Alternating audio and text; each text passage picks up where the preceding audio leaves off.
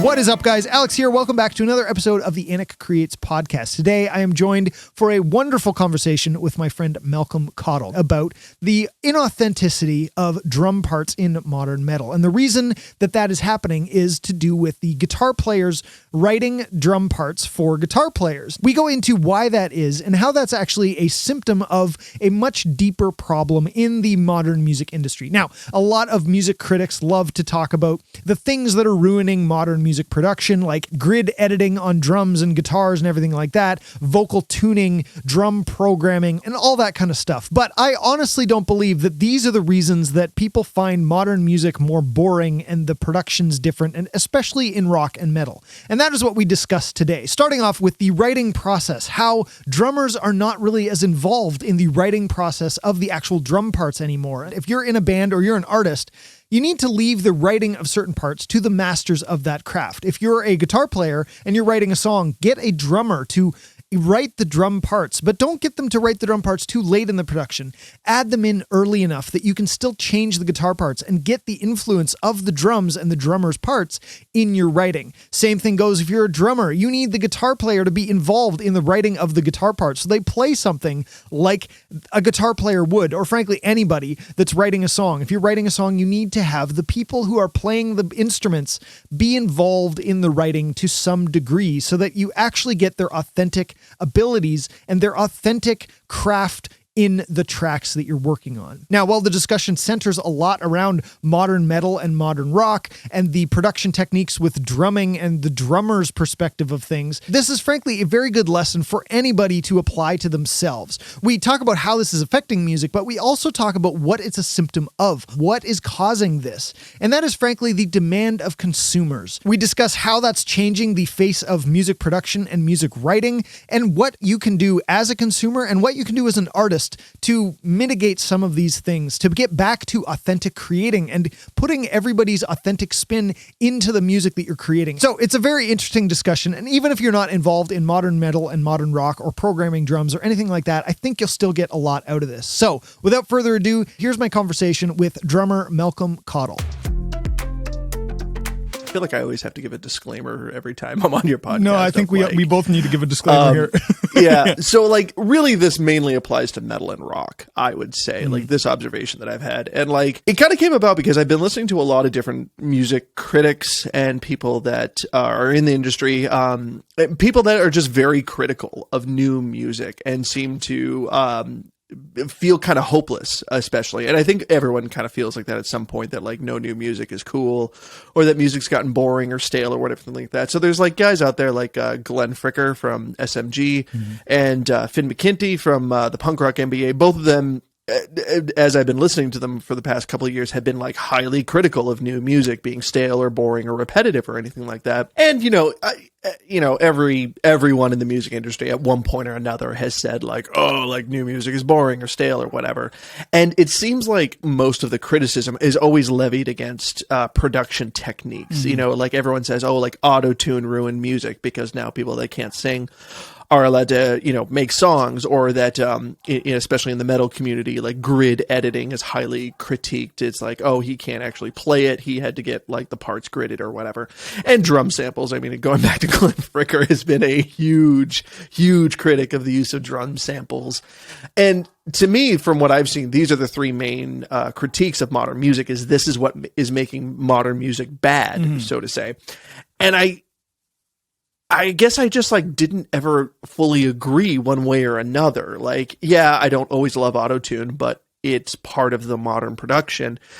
Same with grid editing and drum samples. To me, even as a drummer, I don't think grid editing and drum samples are really taking much away from a drummer unless they're like truly awful. And these are things but like, if you're working, even when you're working with top quality musicians, these techniques are being used to slide everything into place and correct everything, but not correct everything, but just kind of perfect, I guess. Yep. And, we can go back and forth on that. And for a long time, I've just been thinking like, okay, is this what's making music boring or not? And then I've kind of been on this idea that like, it's down to the songwriting. The songwriting isn't as interesting, or the songwriting isn't ambitious, whatever. And I was kind of on that idea for a long time. And then as a drummer, I just sort of gotten on this idea that like I love the idea of a bedroom producer or the bedroom guitarist, like the idea that someone just in their bedroom, like apartment, can write a full production album and it sounds kick ass. Like I love that. Yeah. But I think the problem is that because of that revolution, or that innovation, you could kind of say, of guitarists who mainly do a lot of the songwriting, being able to do all the production elements themselves, they're approaching the music writing all from their perspective, and they're writing everyone else's parts. And I think this could actually extend to bass too. I don't think it's exclusive to drums. But basically, here's my big hot take that we kind of got into and we'll get into right now, and it's that drumming and drum writing is boring, and that's what's making metal and rock stale, because drummers aren't writing their parts. Guitarists are writing all the drum parts right now. That's kind of my thesis statement, is songwriting, especially in metal and rock, is getting really stale and boring because drummers aren't writing their parts. Guitarists are writing drum parts and then just giving them to drummers. And that's really holding the industry back, because I think especially in metal, maybe not so much rock, but especially in metal, like being a drummer is an important element of the band, of the song. Like what the drummer contributes, I think, is quite critical to what makes a good metal band, and especially a good metal song. And because the drummers aren't writing their own parts, the guitarists are writing them. And when the guitarist writes the drum parts, they're writing them, one, from the perspective of a guitarist, and two, to service the things that they want in the song, which is the guitar parts. Yeah. So that's why like Gent, I think, really took over, especially at the beginning of this, because Gent was so easy to write drum parts to, because you just took the chugs or the rhythm guitar and you just matched the kick up exactly, and you threw the snare on, 2 and 4 or on beat 3 and done. And then just move the right hand from a crash cymbal to a hi-hat to a china every now and then, and you're done your drum parts. And I think that's really really that's it. Like drums, especially for me, have just gotten really boring on a lot of records, because all they do is just sync up with the rhythm guitar. And they're really not that interesting. They're not adding a lot of groove necessarily. They're not adding interesting textures or counter rhythms or anything like that. And a lot of the times, the guitarist will write all the drums, hand them to the drummer, and say, "Okay, now put your flare on it." And that flare, what does that mean? Oh, okay, so I'll just do a cool fast fill.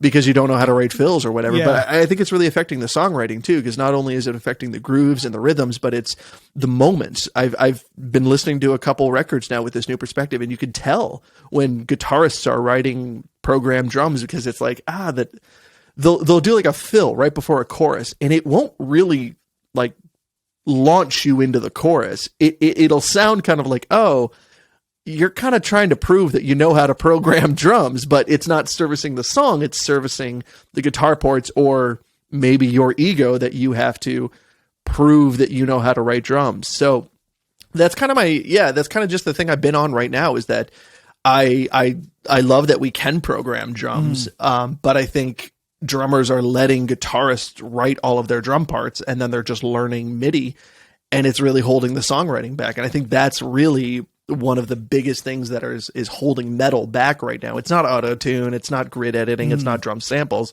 It's the fact that one of the musicians in the band isn't writing their parts. And I think the same, like I said, could be extended to bass too. I think guitarists are writing all the bass parts too. Yeah. And there's bands that really stick out now too, if with really good bass players. I think Intervals is actually a great example of a band where, Aaron Marshall's writing all of the music, but then he hands it off to people that are really allowed to do what they want to do with the parts. And you can tell that it's different there. And I think bass really sticks out. The drums really stick out for Intervals. A host of other examples too, which we can kind of get into a little bit more. Periphery comes to mind. Animals as Leaders really comes to mind. And Animals as Leaders is actually really quite an interesting example, especially because Misha from Periphery used to write all of the programmed drums for Animals as Leaders. Right. So like their first album, Misha programmed the whole thing.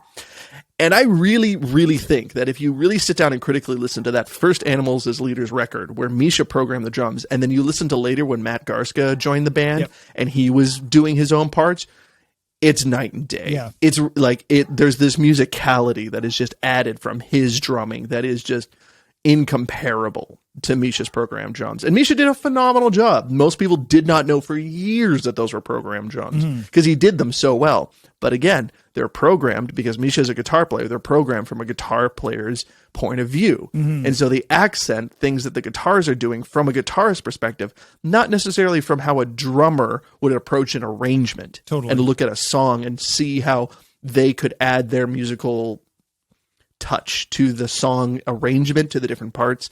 And you definitely see that, definitely with Matt Garska's. I get what you're saying 100%. And I think that people can blame all those other techniques, but it's subtle. It's the subtlety of what a drummer would add. And it's not something that you can quantify and say, this is what a drummer would do. There's more of these, ghost notes, or there's more of you can't say this is what's missing in the programming. And I will argue the fact that it's not like we're using the example and the phrasing we're saying is programmed drums, but it's not programmed drums. You can make good drum parts programmed, but written by a drummer. And, there's still tons of modern records that are 100% definitely programmed drums. And they're open about it, and whatever. They do it in their bedroom. And they don't have a big drum room. There's tons of drum plugins. And, that's totally fine. But they still... this isn't a rant against programmed drums. No. It's who's programming exactly. them. And I think that's the thing I just want to make a bit clearer is it's not the programmed drums themselves. It is the how they're becoming the parts that they're becoming. And I think, going back to your early point there about, the early Periphery and early Gent, frankly, when it came out and it was very rhythmic. And it started out like, okay, let's, get the guitar players seem to be the producers in half of this stuff. And so they're programming the drums just to get something out there and make it sound thick. And when they do that, they match the kick to the rhythm of the guitar because that's what they're doing. And when that started, that sounded really cool. And most of the drummers at that point were doing the same thing when they would write their parts themselves because that was new and that was different. And that was like, oh, this is really cool because the rhythms of those songs were so unique and so different and so cool. And it was an evolution too over time, because like metalcore was doing it, but just not making it the whole point of the song. And hardcore was doing it before that, but it was only for the breakdowns. So like it was an evolution, but then we get to this Gent thing and it's just so upfront. Exactly. Like this is the groove of the song, and it was cool. That's a good word. Is the evolution? Is it seems to have stalled a bit, where it's not evolving to go. Okay, now that we've got this, how do we make this more interesting? Well, the drummers program your parts again, and or play them or program them. Either one doesn't really matter, but you have to be involved in the writing. And I think there's also a side of this in the order of production. And I've seen this before in various situations, but a lot of smaller bands seem to record and write the song while they're recording. And that's the beauty of modern technology and all this kind of stuff that you can write while you record and record while you write. And I do it. It's great, but they record the guitar parts, they record all the stuff and program the drums and then layer and do all the stuff with their guitars and edit their guitars and put them on the grids and all this stuff around these programmed drums. And then they go, okay, drummer, now that everything's basically done, we're going to go to the studio and you're going to play the drums and put your flair on it. Make it real. Yeah. But at that point, the guitar player, or the drummer is almost so locked in and has almost that demoitis so to a degree of like, well, this is what it sounds like. I can't waver from this because they can't change anything that the guitars are then going to change. You know what I mean? Yeah, because there's not a lot of room for their own input at that point. They can't really change the arrangement all that much. No. And that's kind of what I was saying at the beginning, too. It's like, because like when you do it that way, then what's the drummer going to do? Like, just add a cooler fill, maybe? Yeah. Like, or just change a fill. And at that point, the drums have been so locked, like the guitarist programmed drums have been so locked in. The guitarists are pretty, into that, like what they've programmed to and what they've recorded to. So like the drummer's not going to get a lot of, deviation from that. Totally. And I think that's hurting the songwriting. I think it's hurting the quality of song. I think it's fine to start with like some basic program drums or, better than average program drums, write music to it. But that's when the drummer needs to come in and have some input. It's like, okay, that's not really how I think this should be done. I would like to do a double time groove here to kind of mix it up a little bit. Yeah. Or I would actually like to drop this into a half time and slow it down a little bit. But because guitarists in metal are pretty much writing all of the music, there's just not that time or that consideration for a drummer's input. Yeah. And maybe it's harder too when you're not in a band versus when you are just a one person production. I mean, those are kind of two different things. So like, I don't know at what point a one person production might farm out the drums to a drummer to do or anything like that. But definitely, at least if you're in a band, I'd say still in that writing stage before you've locked anything in, the drummer should be coming in and contributing to the arrangement and to the parts. Well, because the drums are going to, if everything, this is the same with mixing, same any production, anything. When you make one choice, it affects the other choice, and then it affects the original thing. And so you write a guitar part, and then the drummer plays something that they're kind of hearing, and then you're like, oh, that's cool, but if I do this with the guitars, and then the drummer's like, oh, well, now that you're doing that, I'm going to add this, and then you're like, oh, now that you hear, and it goes back and forth. And I mean, we're talking about guitars and drums now, but that's with vocals, that's with lead guitars, that's with bass, that's with the rise and fall of the song itself, that's with the sound effects, that's with the dynamics, everything plays into that. And I think that they're not bringing in the drummer and the authentic parts early enough. And, so for instance, one of the things that I like to do is when I'm writing a song, when I'm working on a track, I will, program pretty not great drums, but drums that I'm like, this is dope to get me amped up about what I'm doing. But the sole purpose, in a way, is this is kind of what I'm hearing, and it's either halftime or full time or Hat or China or Crash. That's the vibe I'm going for, and like a cool fill here that's a drum focused thing for a minute.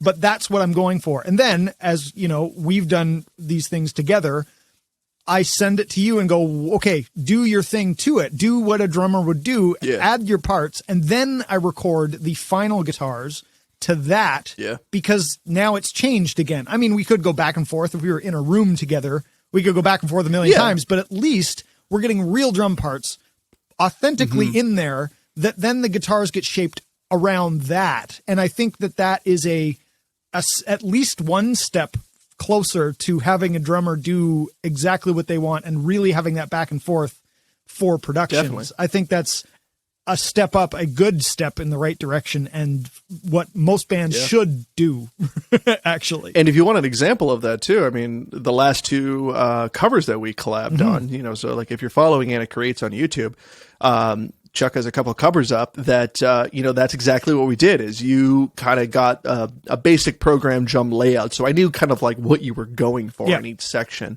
But even then I changed some stuff and I sent it back. I was like, hey, that kick pattern, that rhythm pattern, it's really awkward to play on kick and I can't get it as strong. So I changed it to this because I think this is stronger and leaves a little bit more room to like hit a little harder.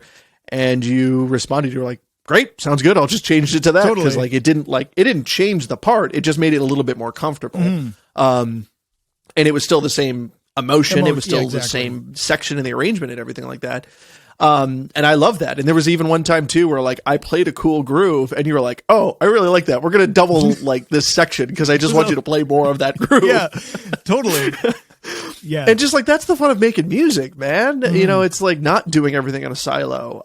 And like, I get it too. Like I'm not standing here or sitting here saying that like, program drums are awful or that everything has to be like live recorded drums, because drums suck to record. They're the worst. I mean, I love recording live drums, but don't get me wrong. Like they're the most expensive by far thing to record. You need the most equipment because you need 10,000 inputs. Yep. And expensive microphones. You need a space to do it. Like you can't record drums in an apartment. And I'm not saying that's the difference there, but it's again, it's who is doing the programming or who is making the calls of what should the drums be doing. A drummer who spent 10 years learning and playing the drums and learning from other great drummers and learning what makes a good drum part or not, or what can the drums do to uplift. Like, I don't know, man. It's like anything. Like I've heard a trumpet before and I'll program a trumpet into my arrangement. every now and then, but like it's going to be completely different as opposed to if I give the part to an actual trumpeter and say like, hey, this is what I'm going for. Like they're like, oh, well, like these are the articulations I would use. This is like the way I would phrase these elements that are different, but going to enhance it and make it more trumpety. It's the same with drums. It's like the same with anything. I think if you give the musician that's spent their whole time perfecting their craft the chance to do that, it will sound better and get better. And I think, and just to kind of return to my original thesis there, I think that's the biggest problem, is because drummers aren't writing their drums. Guitarists are writing their drums for them, and they're just kind of picking it up on the back end for the most part. And yes, there's exceptions to this. I'm painting with very broad strokes here. Absolutely, yeah. And for most of the time, it's impossible to know. Like, it's impossible to know for sure on every record. Like, oh, well, were these programmed and then the drummer learned them, or are they completely programmed? Or did the drummer like, it's impossible to know. So I'm painting with broad strokes and making many assumptions. I knew that. But I think a keen listener can tell. And I think that is one of the things that is making modern metal a little stale and a little repetitive, is because it's the same kind of drum parts over and over and over. And maybe that's the thing too, is like I've been a huge advocate to other drummers now learn how to program, just do it. Because I think a lot of drummers are afraid of it, because they're like, oh, well, if I reveal that programming could replace me, then I'll get replaced. I don't think that's the case. I haven't met a band yet that is like genuinely like happy about not having a drummer and just programming drums. I honestly haven't. Like, they're fine to program drums to save money in the studio, but I haven't met a single band that's like, oh yeah, we don't want a drummer. We just want programmed drums, and we just want a laptop at the back of the stage when we go live. Like, no one wants that. Drums are awesome and they're cool to have. They look great and they are part of the live setting. So I don't think drummers are out of a job just because of programming. If anything, taking on the role of programming jobs is going to save drummers a lot of jobs, because then it's going to make them more useful in the studio. It's going to bring them earlier in the writing process, because they know how to program drums really well. It's going to make the final record sound better, because they're going to program drums, one, how they can actually play, two, drums that they can actually play, and they're going to get all those little articulations. They're going to get all those little moments, like, you know, dropping the velocity a little bit on the left hand on a big snare run, just to make it sound a little bit more realistic. There's all these little tricks that if you play drums, you're going to catch all these little things, like how to program a hi-hat correctly. Drummers, if you learn how to program really well, you have made another job for yourself, and you've kept your relevancy, and you're going to be able to be in the room more than if you only play acoustic drums, where you have to be in another building. And frankly, you've opened yourself. I liked how I did that. I spun that a little well. But frankly, you've opened up to a whole other set of jobs, because bands that don't want to or can't afford or whatever to go into a real studio for a week to record drums and get the setup and whatever, or don't have whatever, they can still get a drummer who can program the drums, or you can be a part of it to do that if you're a drummer that knows how to program. Or, you know, there's drummers that have their own studios, and that opens it up too, if they can do it cheaply enough for bands like that. That's the same kind of thing. But and if you could figure that out, all power to you. Absolutely. But even for me, I've found, like, in the demo process, like, I don't want to set up all those mics and like EQ and compress and like process all those drums just for a demo. For me, I love just programming some quick, dirty, good sounding programmed drums for a demo. It's perfect. Pull up a library of drums and just start going, and you can get your ideas out. I don't even have to like tweak it too much. I just pull up like Mjolnir, which is like all in the box, no like real options, or pull up a Drumforge preset or a Slate preset and just go, because it's more time to be creative. And honestly, for me too, again, as a drummer, if I'm programming the drums, then I'm programming them in with my intentions already kind of baked in that way. And then I can listen back to those perfectly programmed drums and go, that doesn't really work as well as I thought. Or this, or like maybe that'll inspire an idea. It's like, okay, I copy pasted this like fill 3 times. How do I need to change this fill that transitions these 2 sections to make it more interesting, or to help build the intensity of the song? And avoid that copy pasta kind of sound, which a lot of guitarists kind of have. Like, you'll notice, like, it's like, oh, that was the same fill, or this is the exact same beat. Like, there's nothing different about it. And it's a dead giveaway that it's like programmed or guitarist program. Yeah. And so, yeah, I tell every drummer I know, like, learn how to program. If you want to really do, like, if you're not just in a jam band or something like that, and you're really trying to be like a drummer in the scene, learn how to program, because it'll save you a ton of time, a ton of money, and it'll keep you relevant and keep you in the room, because you'll actually enjoy writing drums again. Yeah. As opposed to just getting them from the guitarist and be like, play that. Exactly. Okay. Exactly. And you'll be in, like you said, in the conversation, in the writing earlier, because you don't have to set up your drum kit and it's like, oh, we'll just do that at the end. It's whatever. It's not, you're not being stifled by that. You can be in there because the guitar player can do something and send you the thing, and the next day you can program it and send it back to them and have a bit more of your authentic parts in there. And I think that this goes into the back and forth that opens up. And frankly, this is one of the beautiful things of programming drums versus live drums, because it's harder to, you record live drums and then you got to record live drums, which is a whole thing. But it's a whole thing, Chuck. It's a pain, but we love it. But it's a pain, but it's still a pain.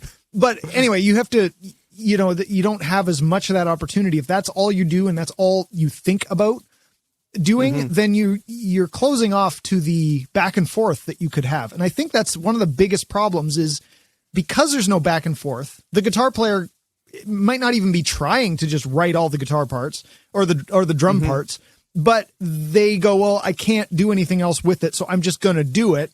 And then there's no back and forth because I can't send it to the drummer for him to put his stuff on because we can't afford to get it recorded right now, and all this kind of stuff. So instead, there's no back and forth until the last minute. And then at that point, it's so locked in that everybody's just kind of like, yeah, okay, cool. I'll do a better fill there, but like the part's done and I can't change it because I can't change the guitar parts after this anyway. So whatever. Because everything's so locked in. Because it's gone through the process, but there hasn't been the back and forth in the process that there needs to be. Yeah. Which is what writing's all about. That's, when you think about back to the day of the Beatles and all this, they'd sit in a room and they'd back and forth. Nowadays we have technology. We can do it over the internet. We don't have to be in the same room. We don't have to be in the same country, but there's still the back and forth of writing for anything is still very key, I think, like very important for anything. Everyone wants to blame autotune, grid editing, and drum samples, production techniques for the state of modern music. And I always roll my eyes a little bit, because to me, the biggest thing to blame is the consumer. I think the consumer is to blame for the way that music is made right now, because the consumer currently has such a short attention span. Right. And an unwillingness to stick out with an artist. Like, if you're not releasing a single every couple of months, you disappear fast, and it's really hard to come back. Especially as a small artist. Consumer, especially as a small artist.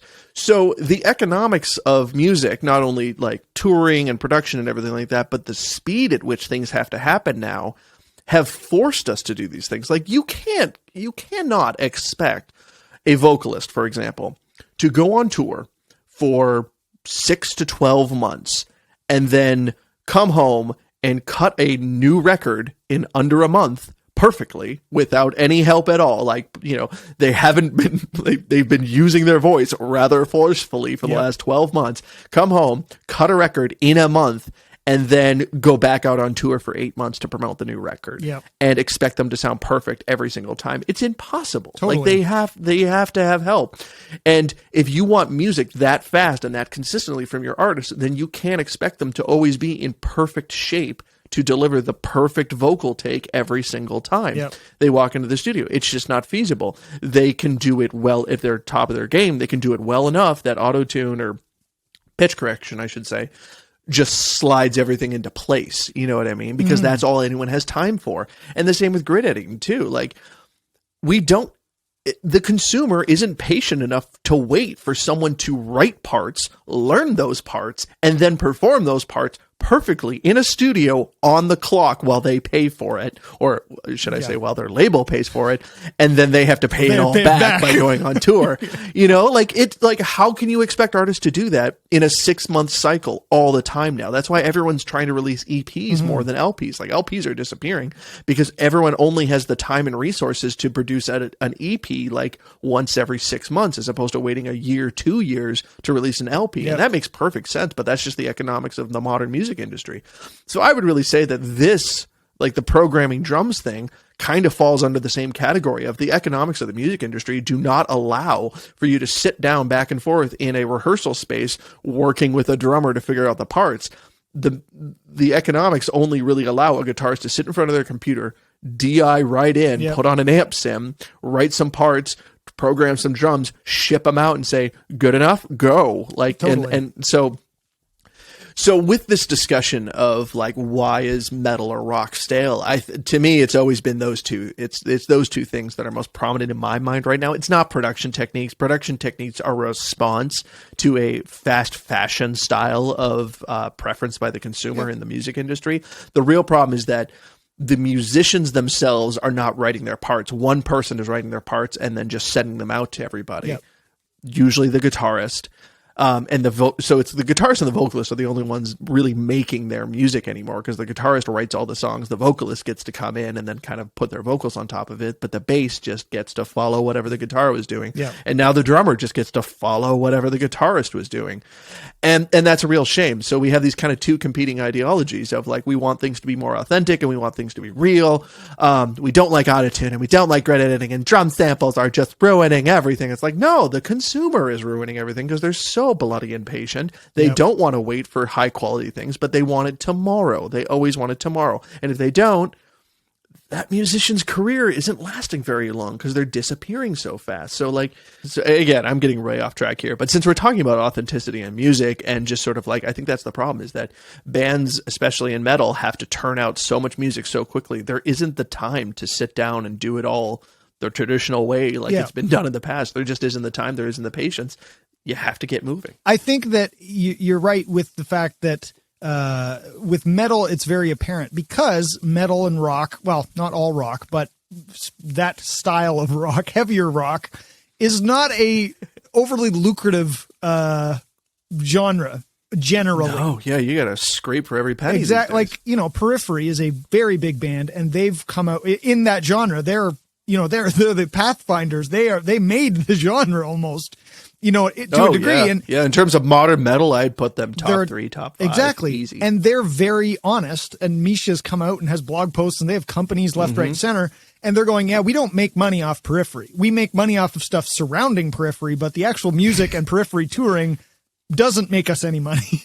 And they're very honest about that. Very upfront about that. They released a documentary of the making of P3. Yeah. And there was like a whole section kind of dedicated to how like this isn't a lucrative endeavor for them at all. And it's really obvious that it was shortly after that they really started like launching their companies, like the pedals, the software, the drum libraries all started coming out. Yeah. And it's funny too, because I think Periphery is such a perfect case study for this, because like Misha programs drums, but then he gives them to Matt, and you'll see like in all their documentaries, Matt is there and he's rehearsing with them. So he's like hearing the program drums, but he's still in the practice spaces and able to kind of go a little bit back and forth with them. And it's not until that process is more or less done that then he goes to a studio with Nolly and actually cuts the final drums, while they're still like layering all the guitars and everything like that. But he's part of the writing process. He's part of the arrangement process, even if it's starting with programmed drums. Totally. And I think that they have that luxury because they've decided it's worth it. And we want to do that. We know we're not going to make money off this record, so we might as well do it right and be happy with it for ourselves. Because that's all we really have. So they've accepted that, and they are deciding this is how we want it to go. And I think that it comes out, and that's why they have that time to do the back and forth so that each person can really put in their flavor of things. And it shows in the music because they do sound like the drums in that one, especially. They sound phenomenal. Like he is a drummer in that genre that can still bring out such beauty in his drum parts. Like, yeah, that sounds like him, you know?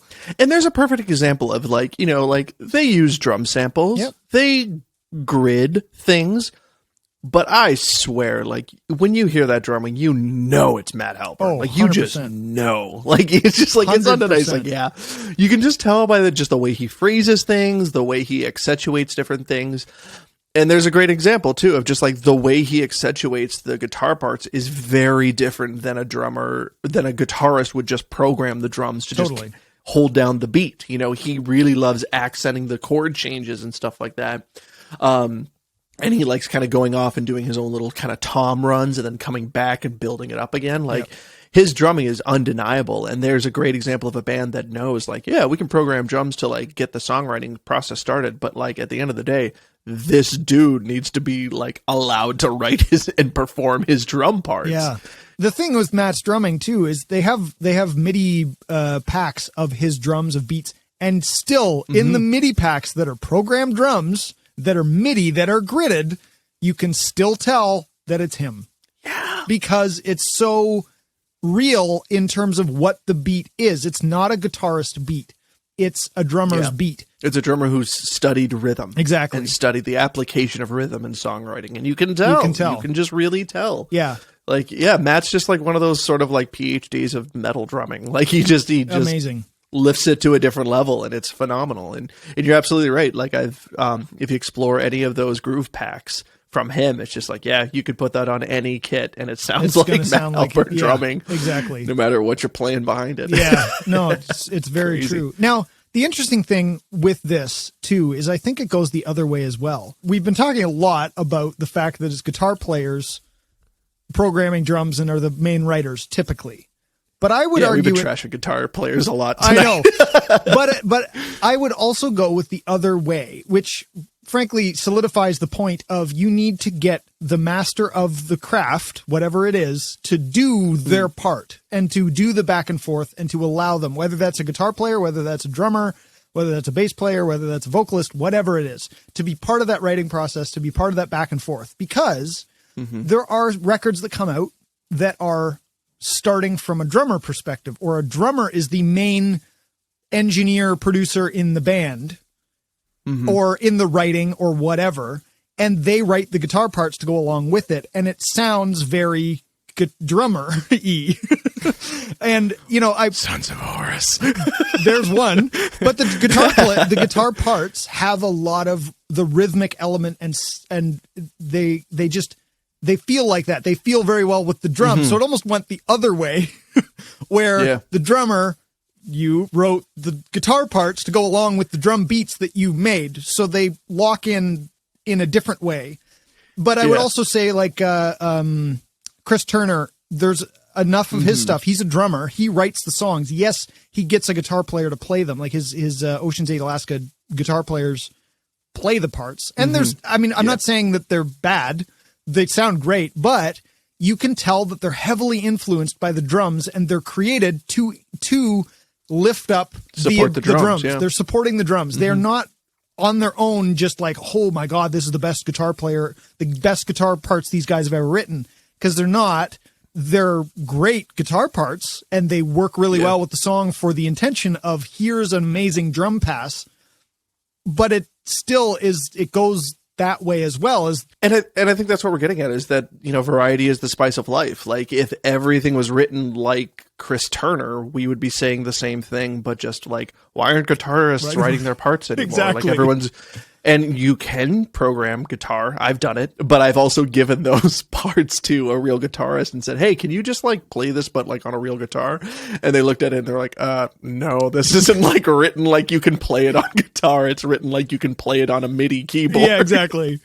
And so it's just like, you have to have variety. When it's all one or the other, that's what kind of makes everything kind of sound the same and stale. And that's, I think, really what's happening to modern metal across the board for the most part, is that a lot of drummers are just playing what the guitarist wrote for them. Yep. And a lot of guitarists are only kind of scratching the surface of what drums do to an arrangement, how drums accentuate songwriting, and how drums actually really fit with with guitar music. Yeah. To be frank, one of the key things for bands, frankly, like you kind of said, drummers need to learn and should learn, and I think it's vital for them to learn and accept programming and get to that point and learn how to program. I would also extend that out to new bands.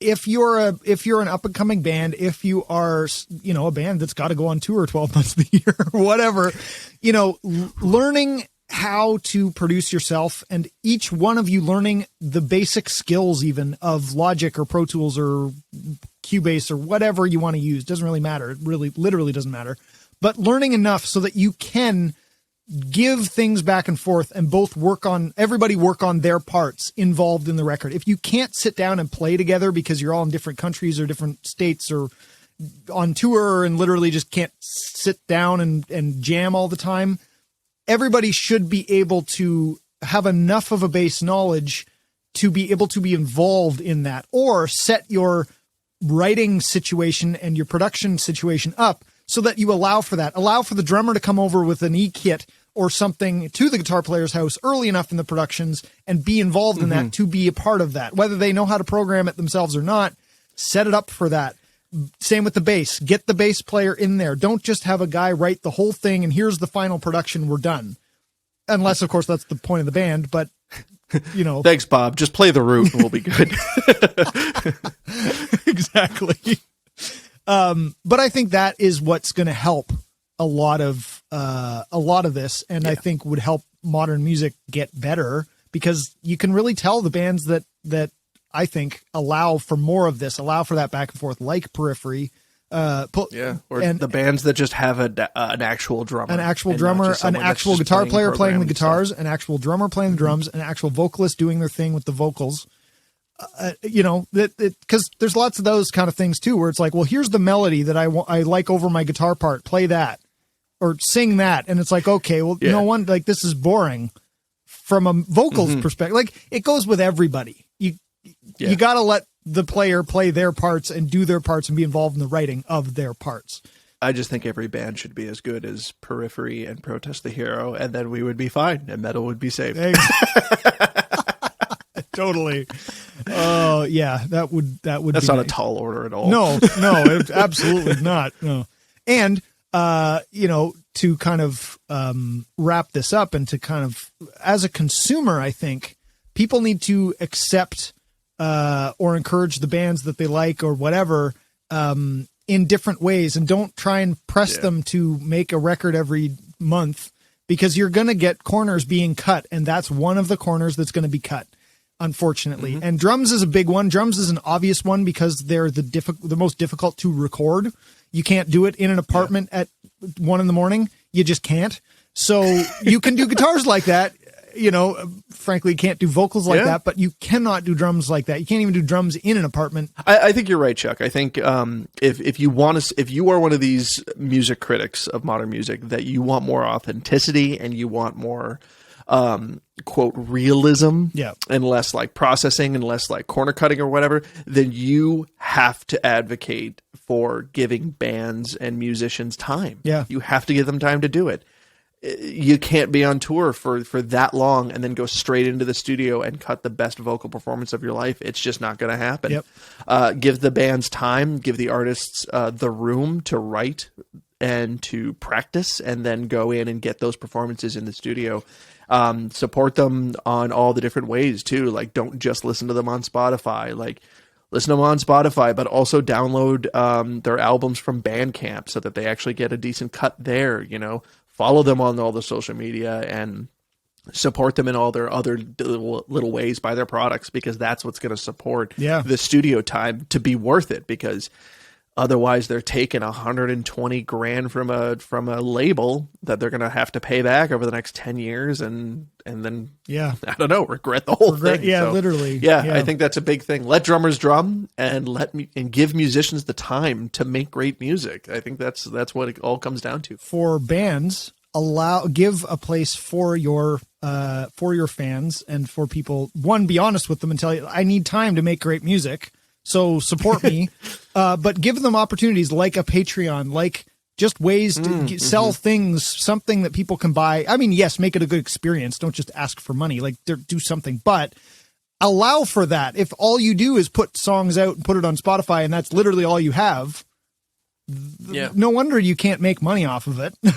So you're not inviting them in. So invite them in. And if you are a consumer and you do see that with your favorite bands, actually engage and actually support and allow them to do that. And I think that's kind of the key that's going to make music better and allow for artists to be their most authentic self, which at the end of the day is what we want. We want them to create their most authentic music. It's what everyone's complaining about. Exactly. So I'm sure there'll be another problem that comes up that somebody's going to complain about if that gets solved, but the way we'll just move on to the other problems that we've been suppressing. But I think that's a great place to end, man. Yeah, this has been a lot of fun. Thanks for having me on. You'll be back on again soon, whether you like it or not. Whether you like it or not, I'll just invade. Yeah, as seems to be the way, isn't it? We should do another podcast takeover, maybe. I like it. Let's do it. We'll figure that out. All right, you guys can all be prepared for that coming up soon. But that is it for this episode, guys. Thank you so much for listening and for watching if you're over on YouTube. And let us know what you think. Go and comment in the video on YouTube because that's a lovely place to be able to have an actual conversation, whereas podcasts don't allow you to really respond. So go over to the YouTube channel and comment. Let us know what you think. Let us know what your take on this is, because maybe we missed something. Maybe there's a different side of this that we haven't thought of, and I would love to hear that. So go leave comments and let us know what you think, and we'll see you in the next episode. Until then, always be creating. Why